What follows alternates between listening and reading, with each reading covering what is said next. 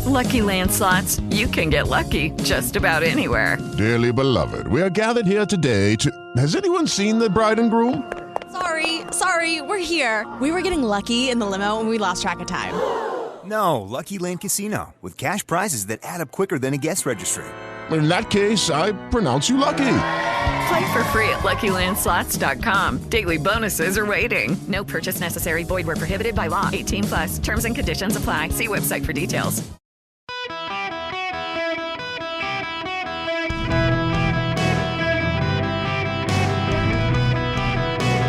Welcome to the Eric Erickson Show podcast, Hour 2. Hello, America. Welcome. It is Eric Erickson here across the United States of America. All over the fruited plain, you hear my voice now. The phone number here is 877-973-7425. Thanks for tuning in. We need to talk about Mike Johnson. Mike Johnson is the Republican Speaker, the House of Representatives. He has managed to pass a funding bill for Israel. He's been willing to pass legislation, a funding bill for Israel that cuts the money that Biden gave to the IRS and claws it back to give it to Israel. Joe Biden said he would veto this sort of legislation if it was a clean funding bill for Israel. Democrats are outraged that we would cut money from the IRS in order to fund Israel. This is Kamala Harris's defense. Remember, Joe Biden said he would veto the legislation, even though it funds Israel. He would veto it. This is Kamala Harris's explanation. See if you can make any heads or tails of this. The White House has said it will veto any bill that doesn't include both Israel and Ukraine. House Speaker Mike Johnson has said that he wants to do Israel first alone and then move on to Ukraine and the U.S. border. What is the path forward there, and is there room for the White House to negotiate on U.S. border immigration issues in that package? Well, first of all, we're not negotiating that, and we've been very clear that we must stand by the role of the United States as it relates to our global responsibility to uphold and defend international rules and norms and what is right. And so our proposal is that there be aid given to both places, to Israel and to Ukraine. And we are standing by that, as you have said. The President has been very clear. If any bifurcation of that should occur, he will veto the bill that you have referred to. But let's also be clear that these folks who want to be considered as leaders in the midst of global crises of a proportion we have not seen in a very long time are playing political games with people. I feel dumber for this is we feel dumber for having listened to Kamala Harris every time she speaks. It just seems to make no sense. It makes no sense at all. They want funding for Israel. The House gave them funding for Israel, but they're going to veto it because, it's not going to pass the Senate. Here's the problem for all of them. They're going to have to compromise. They're going to have to compromise. Let me explain to you the games that Democrats are playing in Washington, D.C. We're running out of money. In fact, every bit of funding to fund Israel is going to come from the government taking on debt. Despite record high tax revenue to Washington for the just concluded fiscal year of 2023, we had $2 billion more in debt, or $2 trillion more in debt, because every penny the government spends at this point is allocated. So every bit of money that we spend to go to Israel, Ukraine, the border, whatever, it comes from debt. Republicans say claw back some of the money from the Inflation Reduction Act. Claw back the subsidies for electric cars. Claw back the IRS funding. The Democrats say, no, just more debt, no offsets, more debt. Politico, remember, Politico is the news organization that will not identify the 23 anti-Semites in the House who voted against a resolution condemning Hamas. They have this story now. The headline is "Watch Your Back." Speaker Johnson squares off with Schumer, suggesting those were his words. They weren't. When Chuck Schumer and Mike Johnson talked one-on-one for the first time recently, the Senate Majority Leader urged the new Speaker to take a bipartisan approach ahead of a chaotic fall spending fight. It's safe to say Johnson isn't listening. The Louisiana Republican on Thursday used his first major legislative push, a $14 billion bill to shore up Israel's defense against Hamas, to flex his conservative credentials rather than show goodwill towards the Democratic counterpart on a mutual priority. By muscling through the Israel bill that slashed a key Democratic priority, Johnson sent a clear signal to the Senate leader he'll have to work with for at least another year. He's fine thumbing his nose at Schumer to help keep the House GOP as united as possible. It's an approach that may prove difficult for Johnson to maintain.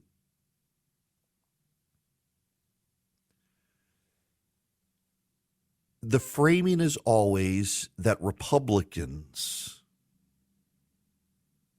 are the ones who must give up stuff in the name of bipartisanship. They're not asking the Democrats to cut. It's the Republicans who must. They're not asking the Democrats to find money from one of their priorities. They're asking Republicans to give up their priorities. Always, always, without end, the American press corps demands Republicans are the ones to compromise. They never asked Nancy Pelosi to compromise when she was Speaker. They've never asked Chuck Schumer to compromise. And, you know, this is a different dynamic to a degree than with Nancy Pelosi was last Speaker, because the Republicans controlled nothing in the last couple of years. At one point, they had the Senate, and they weren't asking Nancy Pelosi to compromise then. But now, suddenly, it's always the Republicans who have to compromise. Last I checked, the Republicans control the House of Representatives. If you want to get something through the House of Representatives, you're going to have to give them something they want. This isn't a one-way street. The media reports it as a one-way street. The Democrats expect it as a one-way street, but it's not.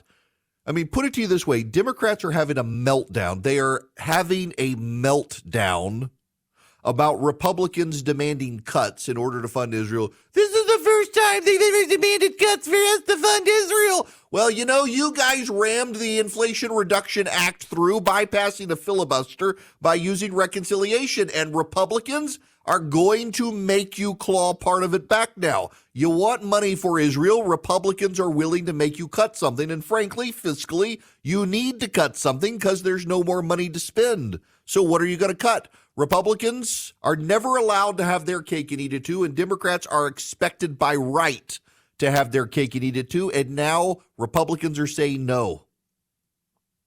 The GOP needs to stand firm on this. Mike Johnson needs to stand firm on this as Speaker, and I believe he will. Democrats are going to be forced to cut something. Already, there's whispers on Capitol Hill and among the press corps that, oh my gosh, this guy's really going to make them cut something. Yes, he's going to make them do it. Oh my gosh, this guy really is going to force the Democrats to claw back money from the Inflation Reduction Act. Yes, he's really going to make them do it. Why? Why? Because Republicans believe it's necessary, and Republicans only care about the budget when Democrats are in charge of the White House, but at least Republicans sometimes care because Democrats never do. It will be a failure of the House Republicans if they cave on making Democrats cut something. Democrats desperately want to fund Israel and Ukraine. Okay, cut something. Cut something from the Inflation Reduction Act. It didn't reduce inflation anyway, so cut something from it. Cut the IRS funding. You know, ironically, the Democrats are using the Congressional Budget Office to say, well, that'll increase the deficit because they won't be able to audit more people. That explicitly, they want more funding for the IRS to be able to harass American citizens. You know, the poor are 5 times more likely to be harassed by the IRS because they can't afford lawyers. The poor are 5 times more likely to be harassed. The black poor are the most likely to be harassed. The IRS targets black citizens more than anyone else. Defund the IRS? It's in the name of diversity, equity, and inclusion. Defund the IRS, you're helping the working poor. The Democrats can bellyache about it all they want, that it's going to increase the deficit hypothetically, not in reality. It doesn't matter. make them cut, Republicans. This idea that Mike Johnson needs to cut, they're trying to vilify him. Stephen Colbert on his left-wing show on CBS mocking Mike Johnson for being an Orthodox Christian, an evangelical Christian who has strong views on homosexuality being a sin. Now, I know those of you listening, some of you are socially liberal and you're ready to move beyond this, but if you're an Orthodox Bible-believing Christian, it says so in the Bible. Therefore, Mike Johnson believes it to be true, and they're vilifying him for his beliefs. They won't vilify Hamas for their beliefs. They don't vilify the Palestinians for chanting river to sea. No, it's these Orthodox Christians who happen to be Bible-believing Baptists in the U.S. Congress. They're the bad guys. Democrats, you got to compromise. I know you don't like to compromise. I know you expect Republicans to compromise, but you're going to have to compromise. Here's the reality. Even Don Bacon, who's a moderate Republican from Nebraska, says Chuck Schumer and Joe Biden are going to have to meet the Republicans halfway.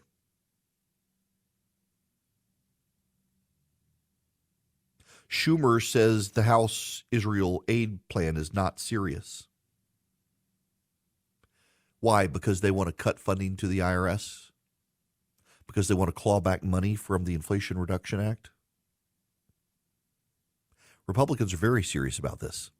You may not like it, Democrats. You may not like it at all. But that's the reality. You're going to have to make a compromise. You can cut the IRS or you can cut your Green New Deal, but you're going to cut something because Kevin McCarthy was way more malleable than Mike Johnson, and Mike Johnson's going to force you to compromise, screaming at him saying he must compromise and give up everything he wants. No. He wants one thing from you, to find something from the Inflation Act to cut. And if you can't do that, he will do it for you. You want to fund Israel? You want to fund Ukraine? You're going to cut the Inflation Reduction Act, whether you like it or not, or you're not going to get the funding. And as much as I want to support Israel and I want to support Ukraine, I want Mike Johnson to force the Democrats to cut something or don't fund anything at all. That's the way this has to work. I got to play for you this audio, by the way. So this was the speaker yesterday. Be careful, everybody be careful. We're trying. Were you surprised by the CBO score, sir? Not surprised at all. Only in Washington, when you cut spending, do they call it Are you alarmed an by the increase in the CBO deficit. score? Only in Washington, when you cut spending, do they call it an increase in the deficit. This is Democrat Elise Slotkin. Yeah, I mean, I voted no because for a couple of reasons. One, I think I went back in history in time and I was trying to find a situation where emergency aid for an ally or a partner that came about from a crisis was conditioned on cuts to American domestic spending. I could not find that. I think this was an unprecedented suggestion by a very new speaker. And of course, their stated goal was to cut the deficit. It took about a hot minute to figure out that it wasn't going to cut the deficit. In fact, it was going to increase the deficit. It was a political play there. Secondly, there was no aid for Gaza in that bill. We're all watching our screens, and whatever you think of what's going on, there are situations right now in Gaza that are very dire on food, on water, on, medicine. So I couldn't support that. And then obviously the Senate bill is bipartisan. We were hoping that with everything going on in the Middle East right now, we could have a strong bipartisan bill that would come over and we'd get, we're still going to look at it. So she wants to fund Hamas and Israel because that's what happens with the money that goes to Gaza. It funds Hamas. This is the Democrat. She wants to fund Hamas in addition to funding Israel, and she doesn't want to have to cut anything. She doesn't want to cut anything. She says, he's a new speaker. He must not know how this game works. No, he knows how the game works. He's just not playing your game, lady. Yes, you can call in. It's an open line Friday. Be patient with me. Those of you on the phones, I got to play you some audio. We've got, the jobs numbers, some breaking news here. Let me just let Rick Santelli handle this. This was what happened over on CNBC as it was announced. Right on time. Take it away. Yes, we want it right on time. This is the October jobs report. And, of course, we're expecting non-farm payrolls to be around 180,000, 150,000, 150,000. That versus 336,000. There are revisions coming. The cumulative revision over 2 months, minus 101,000.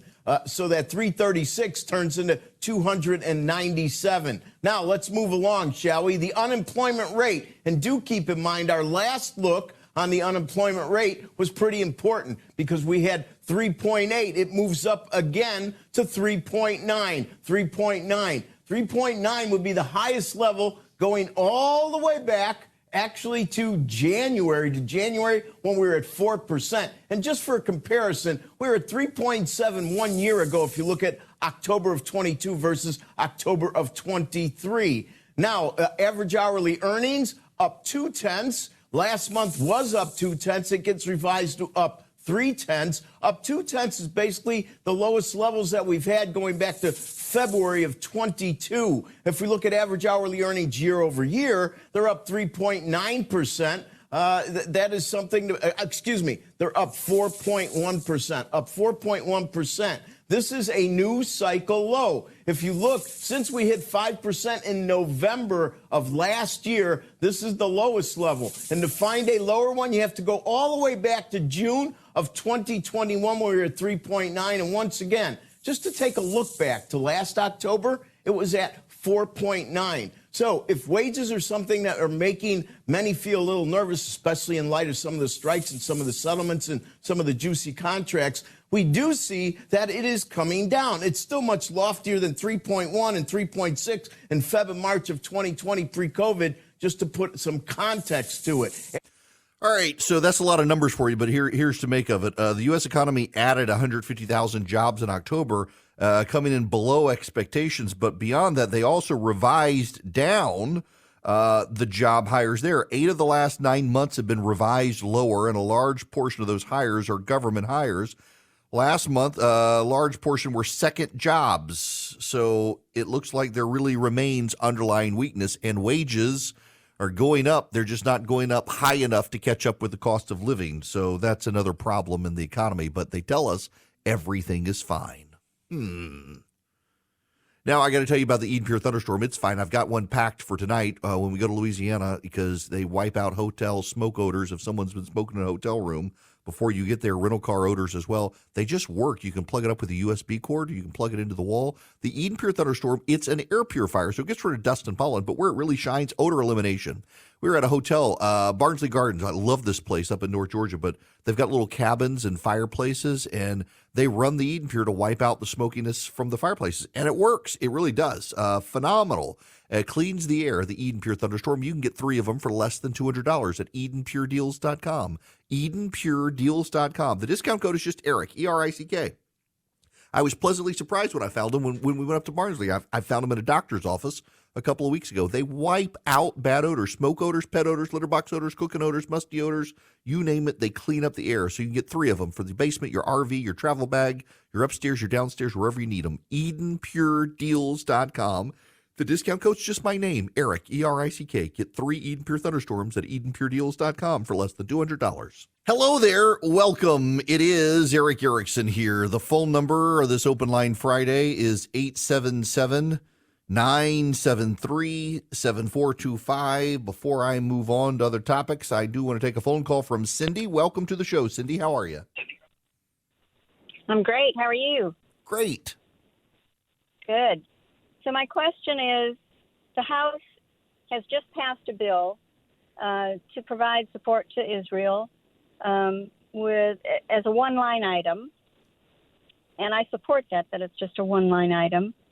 Wouldn't it have been smart to also provide another separate bill, one-line item for support for Ukraine to help with some of the pushback that the Democrats are doing right now? Okay, great question. So the Republicans are very divided, more than I think they should be, about funding Ukraine. I support the funding. A number of Republicans do not. So what the Republicans intend to do is do a 2-line appropriation bill for Ukraine. Essentially tell the Democrats, if you will fund border security, we will fund Ukraine. and they will use that as their negotiating tactic. Mike Johnson, the speaker, does not believe he can get Ukraine funding through as a standalone package with majority Republican support. But he thinks if we can tie it to the border, that we'll be able to do that. In fact, let me play you this audio, Cindy. And thanks very much. That's a great question. This is Mike Johnson, the Speaker of the House. Well, with our appropriations bills for Ukraine funding, for example, we're going to marry that with border security. The two things are going to be handled together because we believe it's a top priority. We can't be expected to take care of other countries and other conflicts if we can't seal our own border. But the other responsibility we have is the power of the purse, but also accountability. And that's why our investigations go forward. We're holding these federal agencies accountable. They have been weaponized. They're being used against the very people they're designed to protect and serve. And we have to seek and push and force accountability in that way. And our committees have been very, very busy at that. All the committees of jurisdiction, and they'll continue. Yes. Amen. Okay. I gotta talk about Salon. So there's a publication called Salon. I think it's actually it's like the stock of the company at one point was traded on the stock exchange, and maybe it still is. And that's part of why Salon publishes a lot of insane pieces, because they got to get traffic to their site. But the main reason they publish insane pieces is because they are insane. When those of us on the right point out that progressivism is a mental illness, there's no greater proof than the insanity you see at salon.com. I want to read you. This is a tweet from salon.com. MAGA and Christian nationalism, bigger threat to America than Hamas could ever be. The actual piece is written by a far-left progressive White House correspondent, Brian Kareem, who's very pro-Hamas. And the actual headline of the article is Far-Right MAGA Theocrats, the most dangerous threat to America. The world inches closer to a war that only psychopaths want to see. On Tuesday, the FBI issued a warning that the chance of staged terrorist attacks in the United States has grown since the war began in Gaza. In the White House briefing later that day, Fox News reporter Peter Doocy asked National Security Council spokesman John Kirby, has the White House considered the possibility that a terrorist could be in the country right now after crossing the southern border? Obviously they have, or the FBI would not have issued the warning. The question remained, however, what our government response would be to such attack. This has already been discussed at the highest levels of our government. So although I wasn't called on as Kirby left the stage, I interrupted and asked the question I thought mattered. John, wait a minute before you leave. If Hamas terrorists attack the U.S., would the U.S. put boots on the ground in the Middle East? Kirby stopped his retreat from the stage, and Press Secretary Karine Jean-Pierre let him answer. He was succinct. I won't speculate on that, Brian. We'll obviously do what we have to do to protect our troops and people. And then it descends. While the world burns, Speaker Johnson and the MAGA wing of the Republican Party, which seems to have swallowed the evangelical movement while also embracing it, is embracing the darkest verses of the Bible, apparently pushing for apocalypse, with an enthusiasm only rivaled by Saul's slaughter of Christians before he changed his name to Paul. I'm waiting for Mel Brooks to break into song. Let all those who wish to confess their evil ways and accept and embrace the true church convert now, or forever burn in hell, for now begins the Inquisition. That's one insane piece at Salon. This is another one. This is the actual headline for this one. I love the headline. From 9/11 to Benjamin Netanyahu, the world is learning that toxic masculinity can't keep us safe. And the subtitle, feminists have long warned about men who hide incompetence behind belligerence. Israel proved them right. Now, this is from Amanda Marcotte, who is one of the most insane people to exist on the internet.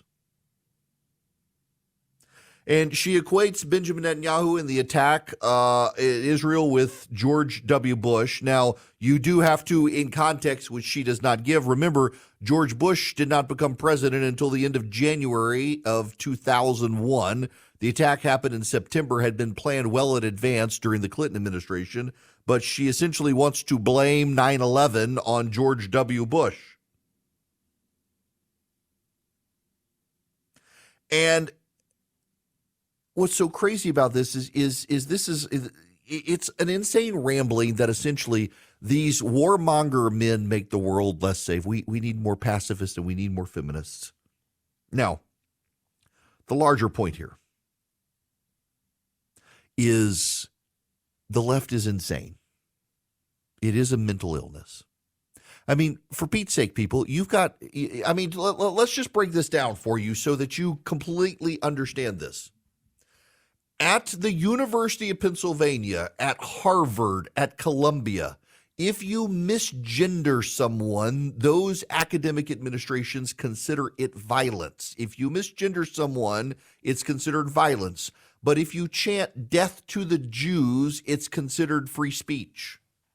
That's the insanity in which we live now with the left. You misgender someone, it's violence. Words are now violence. But if you say all Israel must die, well, that's just free speech, and the university is going to defend you. It's the same with these leftists. They can look on the horror of Hamas, and so that they don't have to see it, they tear down the posters of the hostages. None of them are actually calling for the release of the hostages. It's a stark reminder of the mental illness of the left that they want peace in the Middle East, which they could have if Hamas surrendered and gave back the hostages, and they can't bring themselves to call for that because they're actually kind of okay with killing all the Jews. And so to deflect from that, they've got to find a new bad guy. They can't make Hamas the bad guy because they're on the side of Hamas. So instead, it's right-wing Christian nationalist MAGA types, the belligerent, toxic masculinity of the West. Progressives hate the United States more than they hate Hamas. Progressives hate white Christian men more than they hate Hamas. It has been a long time since Christian European white men were chopping off heads and burning people at stakes. Hamas does that stuff right now. ISIS and Al-Qaeda do that right now. ISIS, Al-Qaeda, and Hamas burn people alive. Hamas tied a father and son together, poured gas on them, and lit them on fire while they were alive. They didn't put a bullet in their head first. They burned them alive. Hamas did that, not Mike Johnson. Hamas chopped off the heads of babies, not Donald Trump. Donald Trump did not chop off the head of any child. Hamas chopped off the heads of several dozen children. And yet the left thinks Donald Trump is a bigger threat to world peace than Hamas. The left has a perverted, twisted sense of evil. And their perverted, twisted sense of evil is based on the intersectional postmodern dialectic of Marxism. Everything is oppressor versus oppressed. There is no grace. There is no mercy. It's white dudes who believe in Jesus are bad. Brown dudes who chop off the heads of babies and believe in Allah are good. Or at least they can't be questioned, that they can't be called out because they're oppressed. They're oppressed, and so their oppression just causes them to lash out against the bad guys. This is why leftism is a mental illness, and it's why it's going to burn through society, and ultimately it will burn itself out. Because most people will realize individuals have to take responsibility for their own actions. And so the members of Hamas have to take responsibility for their own actions. But you have these left-wing insane people writing at Salon who think that somehow they're the poor little victims of those bad guy MAGA Republicans in Washington, D.C. Those people with toxic masculinity. It's all insanity on the left. It's insane. And a majority of Americans aren't down with it. And by these people being so convinced in their bubble that most people are, they alienate more Americans. Think about the attacks on Mike Johnson. Stephen Colbert had on Pete Buttigieg last night, and CNN had Pete Buttigieg on this morning to ask him, how do you feel about Mike Johnson's views on homosexuality being a sin or a lifestyle choice? And Pete Buttigieg is so upset about it. He's so offended by it. So we've progressed as a nation in this troglodyte as Speaker of the House. Mike Johnson represents the views of about 2 billion Christians on planet Earth and another 1.75 billion Muslims on planet Earth. He actually represents a majority of the people on the planet when it comes to this stuff, whether you do or not, and you're trying to vilify him for a view held in common by a whole lot of people around the planet, and in fact, a majority of Christians in the United States who happen to be in a majority position in this country still. Though dwindling, they're still a majority, and you're vilifying them all as bigots and bad because you, the secular atheists of America, disagree with them. You're the ones in the bubble alienating a whole lot of people who happen to be Hispanic and black and blue-collar white Christians who show up at church, and you vilify a Speaker of the House of Representatives who is one of them. In your small world, you seem self-righteous and right. And in your small world, you progressives, you get amplified and cheered on. I've always said to clients when I ran them for office back in the day, know when you're in the minority, even when you think you're right. Progressives can't understand they're in the minority because on the college campus and in the press corps, they are the majority, and that's where they hang out. And so they think everyone agrees with them. They think they can go on bashing a Speaker of the House of Representatives for being an evangelical Christian, and most people in their circle of friends cheer him on, so they think most everybody does, and that's simply not true. They can claim that Donald Trump's a bigger threat to the world than Hamas, but Donald Trump's never chopped off the heads of children. They can say all these things and they can get affirmation in the press corps, and then they'll get rejection at the ballot. Now, I got to move on, and I got to tell you about Stamps.com. Stamps.com wants to save you some money. They want to save you on your shipping. They want to make it hassle-free for you for this Christmas season.